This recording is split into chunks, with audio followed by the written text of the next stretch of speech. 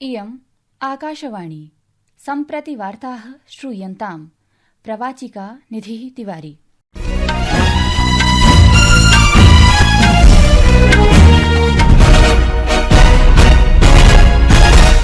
आदौ मुख्यवार्ताः।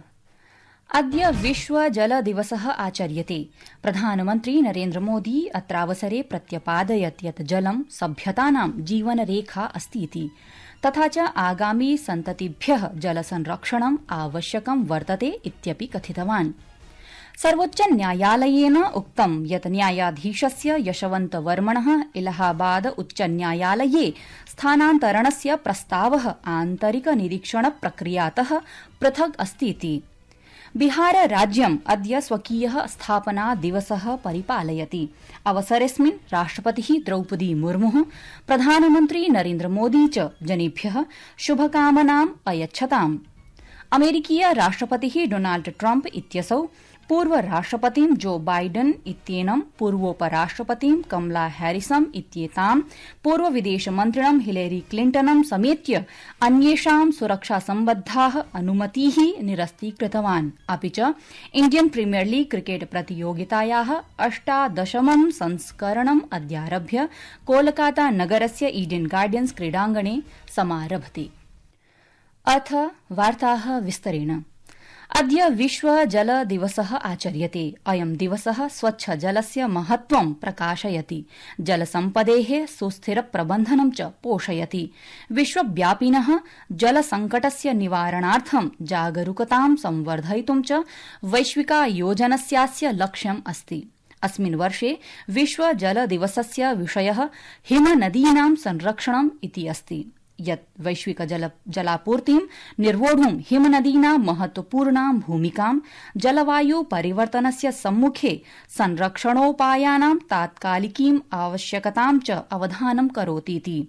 प्रधानमन्त्रिणा नरेन्द्र मोदिना अद्य विश्व जल दिवसे जलसंरक्षणाय सुस्थिर विकासाय च देशस्य प्रतिबद्धता पुनरुद्घाटिता। सामाजिक सन्देश पटले एकस्मिन् अयं जलसंरक्षणस्य महत्त्वं प्रकाशयन् दृश्याङ्कनमेकं विनिमयीकृतवान्। जलं सभ्यतानां जीवनरेखा अस्तीति इत्यपि असौ अवधानं दत्तवान्, तथा च आगामी सन्ततिभ्यः जलसंरक्षणम् आवश्यकतां प्रतिपादितवान्। हो सकता है आप अभी जहां हो वहां पानी पर्याप्त मात्रा में उपलब्ध है, लेकिन आपको उन करोड़ों लोगों को भी हमेशा याद रखना है जो जल संकट वाले क्षेत्रों में रहते हैं। कुंभ से प्रेरणा लेते हुए हमें नदी उत्सव की परंपरा को नया विस्तार देना हो। इससे वर्तमान पीढ़ी को पानी का महत्व समझ आएगा, नदियों की साफ सफाई को बल मिलेगा, नदियों की रक्षा हो। जल शक्ति मन्त्री सीआर पाटिलः प्रावोचत् यत् जलसङ्कटं वैश्विक चिन्तनमिति जातं, परञ्च भारतेन समाह्वानमेतत् अवसरे परिवर्तितम्। श्री पाटिलः अत्रावसरे हरियाणा राज्यस्य पंचकुलायाः ताऊ देवीलाल क्रीडाङ्गणे देशव्यापिनः जलशक्ति अभियानस्य कैच द रेन इत्याख्यस्य शुभारम्भं कृतवान्। नैकेषां मन्त्रालयानां सहयोगेन प्रचाल्यमानस्य अस्य अभियानस्य प्रयोजनं 48,000 जनपदेषु वर्षाजलसञ्चयनं, भूजल पुनर्भरणं, जलसंरक्षणं च वर्तते। एतदतिरिच्य श्री पाटिलः नदी, निर्झर, अरण्यानां मध्ये पारिस्थितिक सम्बन्धं प्रबलीकृत्य जल जंगल जन एक प्राकृतिक बंधन अभियान इत्यभिनामधेयकस्य शुभारम्भम् अपि कृतवान्। जल जीवन मिशन के द्वारा पानी दिया जाता है, इसकी वजह से लाखों बच्चों को मौत से बचा पाए। 4 लाख से ज्यादा लोगों को डायरिया होने से बचा पाए। करीब 8.5 लाख करोड़ रुपया लोगों का जो आरोग्य पे खर्च होता था, उसमें भी बचत हुई है। सर्वोच्च न्यायालयेन उक्तं यत् न्यायाधीशस्य यशवन्तवर्मणः इलाहाबाद उच्च न्यायालयं प्रति स्थानान्तरणस्य प्रस्तावः तस्य विरुध्य प्रचलित निरीक्षण प्रक्रियातः पृथक् अस्तीति।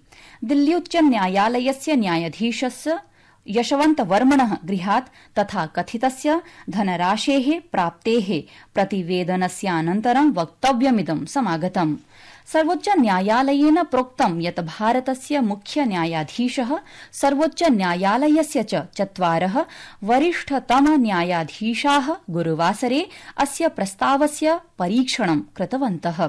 तदनन्तरं सर्वोच्च न्यायालयस्य परामर्श न्यायाधीशाय सम्बद्धानां उच्च न्यायालयानां मुख्य न्यायाधीशेभ्यः न्यायाधीशाय यशवन्त वर्मणे च पत्राणि विलिखितानि। प्राप्तानां प्रतिक्रियाणां परीक्षणं भविष्यति, ततः परं निर्णयो भविष्यति। प्रियाः श्रोतारः, संस्कृतवार्तायाः संस्करणमिदम् इदानीम् आकाशवाणीतः प्रसार्यते। सममेव अयं कार्यक्रमः आकाशवाण्याः अन्तर्जालपटले www.newsonair.gov.in इत्यत्र अथ च न्यूज़ ऑन एआईआर इति चलदूरभाषीय तन्त्रांशे अपि समुपलब्धो भविष्यति। बिहार राज्यम् अद्य स्वकीयः 13अधिकैकशततमः स्थापना दिवसः परिपालयति। ब्रिटिश कालावधौ 12अधिक-19शततमे वर्षे मार्च मासे 22 दिनाङ्के बिहार राज्यं बंगालप्रदेशात् पृथक् भूत्वा नूतन राज्यरूपेण अस्तित्वम् अवाप्नोत्। अयमेव दिवसः बिहार दिवसत्वेन आचर्यते। वर्षस्यास्य बिहार दिवसस्य विषयो वर्तते उन्नत बिहारः, विकसित बिहारः। अवसरेऽस्मिन् राष्ट्रपतिः द्रौपदी मुर्मुः, प्रधानमन्त्री नरेन्द्र मोदी च जनेभ्यः शुभकामनाः अयच्छताम्। महाराष्ट्रस्य मुख्यमन्त्री देवेन्द्र फडणवीसः अद्य अघोषयत् यत् नागपुर जनपदे सद्यः एव घटितायाः हिंसायाः समये कृतायाः सम्पत्तिक्षतेः क्षतिपूर्तिं भविष्यति। एतां क्षतिपूर्तिं च उत्तरदायिनः जनाः एव विधास्यन्ति। यदि ते असमर्थाः भविष्यन्ति क्षतिपूर्तये, तर्हि तेषां सम्पत्तिः अधिगृहीतव्या भविष्यति। वरिष्ठाधिकारिभिः साकम् एकस्य समीक्षोपवेशनस्य पश्चादेव आरक्षायुक्तालये वार्ताहर सम्मेलने वदन् श्री फडणवीसः अब्रवीत् यत् क्षतिपूर्तिं 3 दिवसेषु भविष्यति। अस्य कृते प्रयासः अपि विधीयते। अमेरिकीय राष्ट्रपतिः डोनाल्ड ट्रम्प इत्यसौ पूर्वराष्ट्रपतिं जो बाइडेन इत्येनं, पूर्वोपराष्ट्रपतिं कमला हैरिस इत्येतां, पूर्वविदेशमन्त्रिणं हिलेरी क्लिंटनं समेत्य व्हाइट हाउस इत्येतस्य भवनस्य अनेकेषां पूर्ववरिष्ठानाम् अथ च राष्ट्रिय सुरक्षाधिकारिणां सुरक्षासम्बद्धाः अनुमतीः निरस्तीकृतवान्।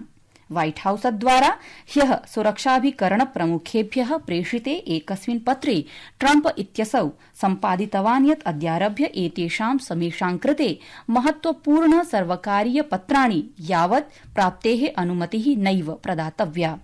असौ प्रत्येकस्मै कार्यकारी विभागाय अभिकरणप्रमुखाय च एतैः नेतृभिः प्राप्ताः सक्रिय सुरक्षानुमतयः नष्टीकर्तुं निर्देशम् अपि प्रख्यापितवान्। नामीबिया देशे नेटुम्बो नन्दी नदैतवा इत्येषा देशस्य प्रथमत्वेन महिला राष्ट्रपतित्वेन शपथवचनं स्वीकृतवती। 72-वर्षीया एषा नेत्री विगतवर्षे नवम्बरमासे 58% यावत् मतदानैः सह राष्ट्रपतिपदाय चिता जाता। नन्दी नदैतवा इत्येषा नांगोलुम्बुम्बा इत्येतस्य स्थानं समागतवती, यो हि 24-अधिक-2000तमे वर्षे फरवरी मासे राष्ट्रपतेः हेजगिंगोबस्य मृत्योः अनन्तरं अल्पाधिक राष्ट्रपतेः रूपेण कार्यं कृतवान्। अवधेयास्पदं वर्तते यत् नन्दी नदैतवा 90-अधिक-19शततमवर्षात् सांसदः अस्ति, अपि च नामीबिया देशस्य विदेशमन्त्रित्वेनापि कार्यभारं स्वीकृतवती। प्रियाः श्रोतारः, संस्कृत जगता सम्बद्धैः विभिन्नैः कार्याकलापैः संवलितस्य संस्कृत साप्ताहिकीति विशिष्ट कार्यक्रमस्य प्रसारणम् आकाशवाण्याः FM गोल्ड प्रवाहिकातः रविवासरे अर्थात् श्वः मध्याह्ने 1:30 भविष्यति। कृपया शृण्वन्तु। इंडियन प्रीमियर लीग इत्येतस्यां प्रतियोगितायाः 18मं संस्करणम् अद्यारभ्य समारभते। कोलकाता नगरस्य ईडन गार्डन्स क्रीडाङ्गणे अद्य आरम्भिके द्वन्द्वे वर्तमान विजेतुः कोलकाता नाइट राइडर्स दलस्य सामुख्यं रॉयल चैलेंजर्स बेंगलुरु इत्येतद्दलेन साकं भविष्यति। इति वार्ताः।